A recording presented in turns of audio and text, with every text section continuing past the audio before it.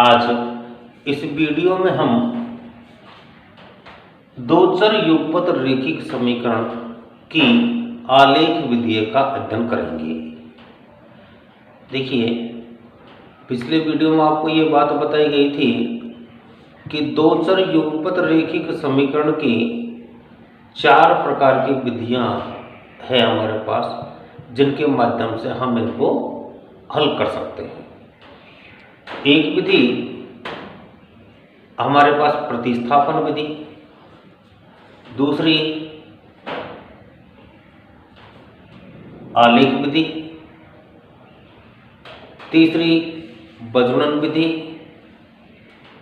और एक है हमारे पास विलोपन विधि। विलोपन विधि का अध्ययन हम पिछले वीडियो में कर चुके हैं। अब हम इस वीडियो में आलेखीय विधि का अध्ययन करेंगे।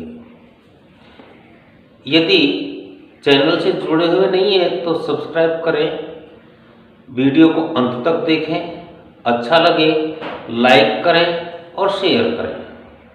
देखिए, यहाँ हमारे पास में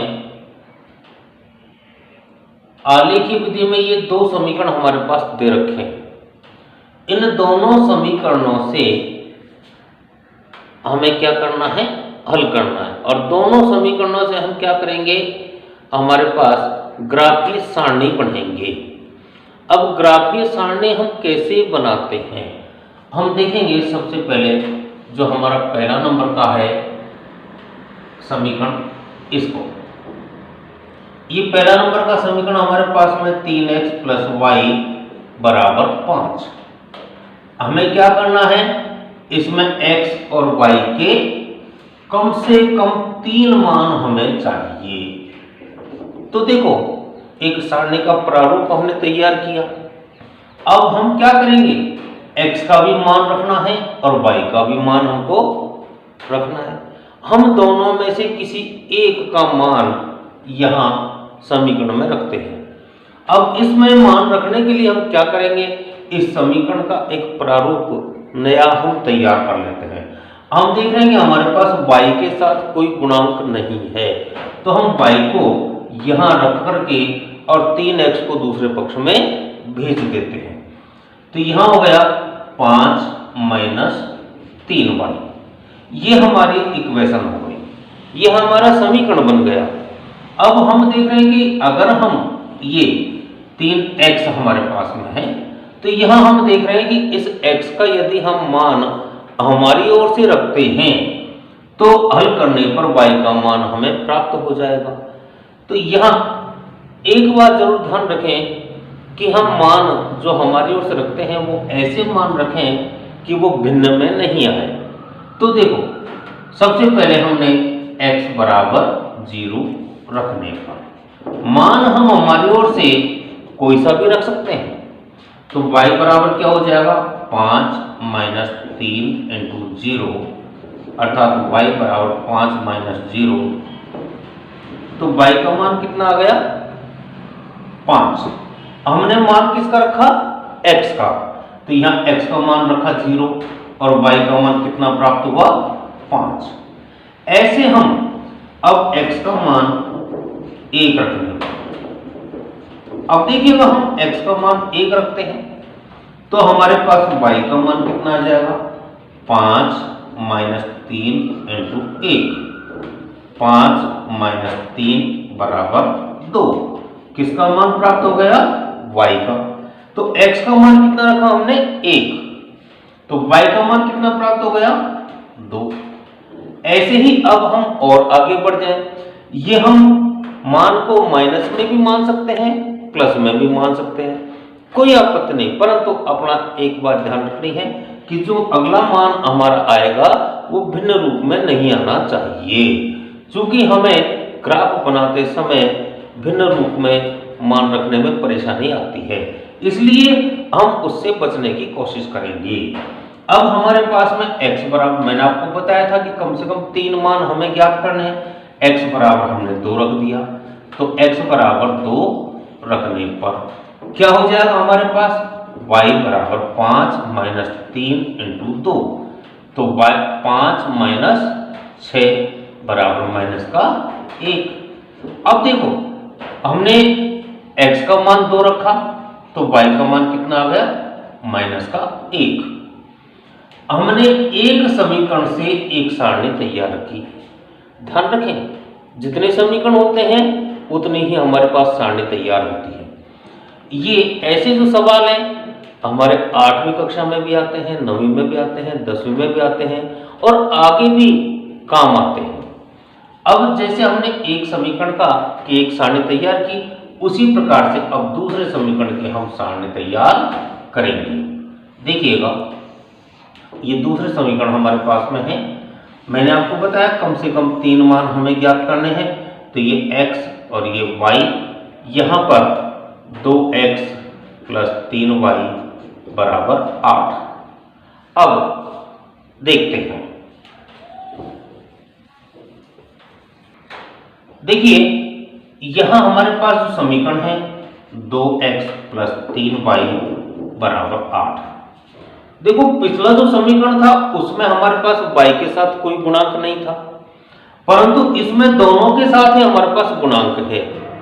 तो हम इनमें से कोई से भी एक संख्या को दूसरे पक्ष में भेजेंगे। तो हमने 2x बराबर 8 माइनस 3y, जिसका मान हमें ज्ञात करना है उसको हम अकेला ही छोड़ते हैं, उसके साथ कोई गुणांक भाग कोई अंक हमारे पास नहीं होना चाहिए। तो यहां पर इस x के साथ 2 भी है, हम इस 2 को भी हटाएंगे तो क्या होगा, x बराबर 8 माइनस 3y बटा 2। ये हमारे पास समीकरण बन गया। अब इस समीकरण में अगर हम y का मान रखते हैं तो हमें x का मान प्राप्त हो जाएगा। तो हम सबसे पहले y का मान रखते हैं। अब y का मान हम क्या रखें, हमें थोड़ा सा सोचना पड़ता है। हम देख रहे हैं कि यदि मान लीजिए हम y का मान 0 रखते हैं तो हमारे पास क्या हो जाएगा, 3 गुणा 0 करने पर 0 और 8 में से 0 घटाने पर 8 में 2 का भाग देंगे तो 4, इसका मतलब पूर्ण आएगा। तो यहां हमने लिख दिया x बराबर 0 रखने पर। अब हमने x का मान 0 रखा था, हमारे पास क्या आ गया, ये x का नहीं y का मान रख रहे हैं, सॉरी। तो ये y का जब मान रख रहे हैं तो हमारे पास क्या आ गया, x का मान 8 माइनस 3 इंटू 0 बटा 2। तो x का मान हो गया हमारे पास 8 माइनस 0 बटा 2 और कितना हो गया, 8 बटा 2 बराबर 4। इसका मतलब y का मान कितना, 0 और x का मान 4 हमने रख दिया। y का मान 0 और x का मान 4, ये हमारे पास आ गया।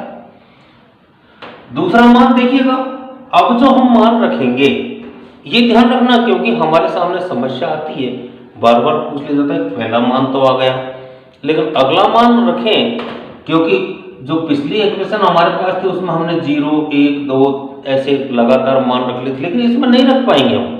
अगर इसमें ऐसे क्रम से रखेंगे तो हमारे पास भिन्न रूप में आएगा, तो हमको इस भिन्न रूप से बचना है।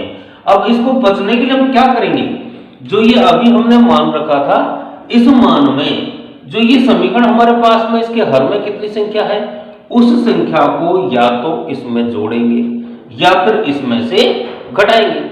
तो हमारे पास क्या हो जाएगा, y बराबर 2 रखने पर, अब देखिएगा हम y का मान 2 रख रहे हैं तो हमारे पास क्या हो जाएगा, x बराबर 8 माइनस 3 इंटू 2 बटा 2। तो x बराबर हो गया हमारे पास में 8 माइनस 6 बटा 2 बराबर 2 बटा 2 बराबर 1। इसका मतलब y का मान 2 और x का मान 1 प्राप्त हो गया। अब फिर आगे या तो हम इसमें 4 रखें या फिर माइनस का 2 रखें, क्योंकि हमारे पास में यदि हम इसमें जोड़ते हैं तो 4 हो जाएगा और यहां 0 में से घटाते हैं तो माइनस का 2 हो जाएगा। तो देखो y बराबर 4 रखने पर क्या हो जाएगा, x बराबर 8 माइनस 3 इंटू 4 बटा 2, x बराबर 8 माइनस 12 बटा 2 बराबर माइनस के 4 बटा 2 बराबर माइनस का 2। तो x का मान कितना आ गया, -2 और y का मान 4। अब हमने देखा कि हमारे पास सारणी तैयार हो गई। जब सारणी तैयार हो जाती है उसके बाद हमको ग्राफ बनाना है। तो अब हमें ग्राफ बनाना है। देखिए,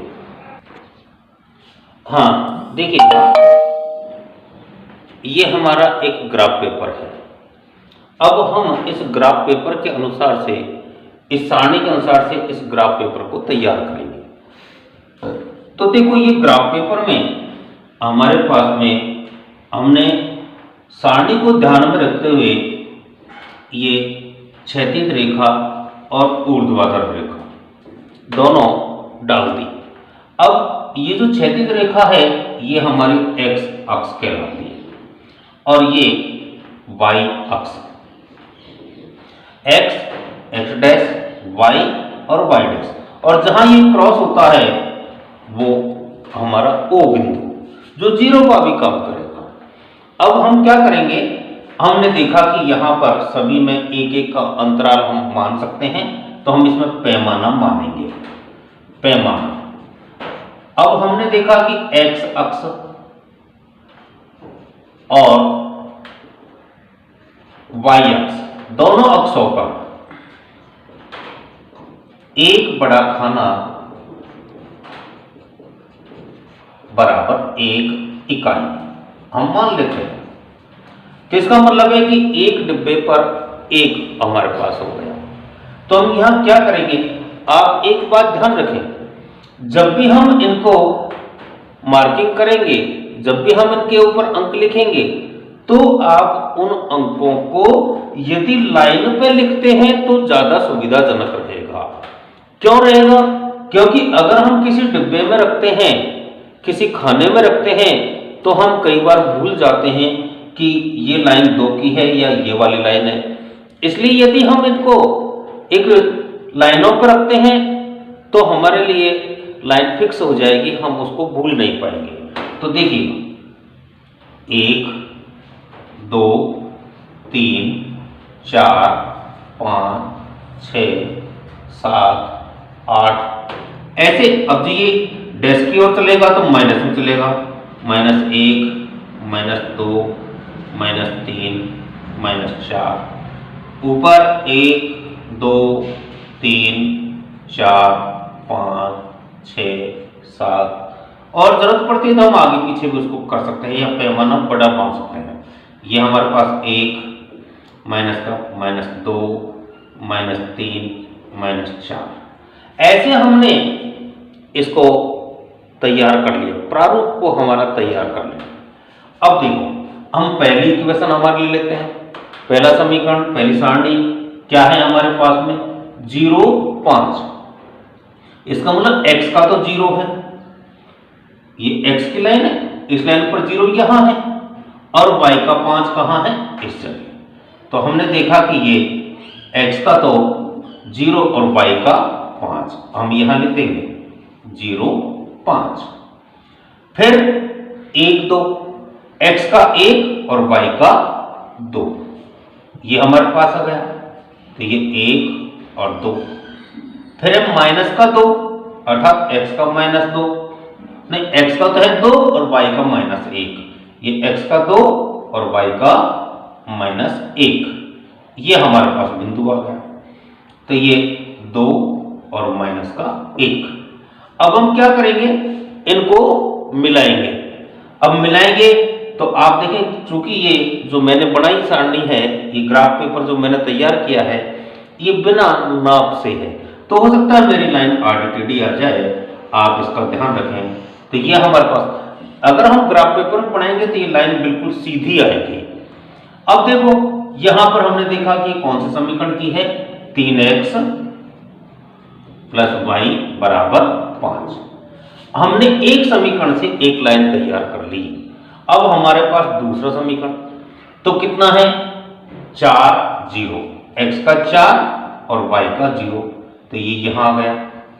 तो ये 4 और 0, 1 2, अर्थात x का 1 और y का 2, ये इस जगह आ गया।